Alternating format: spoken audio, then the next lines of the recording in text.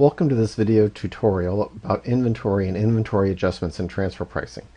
In a previous tutorial we talked about why we would make an inventory adjustment and told the story of two plumbers, one who works much faster than the other because he keeps inventory in stock on his truck, making his service more valuable.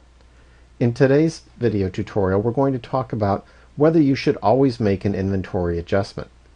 The primary factor behind making an inventory adjustment is that the inventory has to be providing a value to the customer such that they're willing to pay something extra for it. This is a visual example of a shop that's keeping a huge amount of inventory of various different products. Here it looks mostly like fabrics.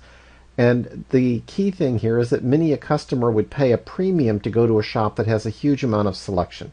So sometimes the inventory is adding value because it's giving the customers selection, or it's delivering the product to them more quickly because there's a ready supply available, much like in our plumber story. But there are times when there's inventory on a client's balance sheet that may not be adding value. For example, you could have a problem of unwanted excess inventory.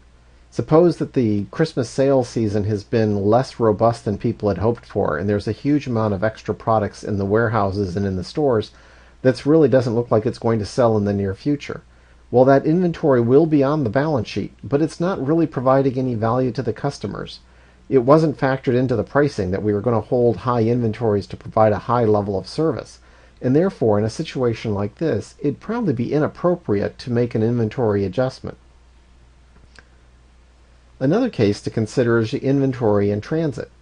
You may be looking at two firms that have an identical level of inventory, but when you dig a little deeper into it, you find out that your tested parties inventory is largely sitting in containers on ships coming from a foreign producer and hasn't yet arrived into their warehouse.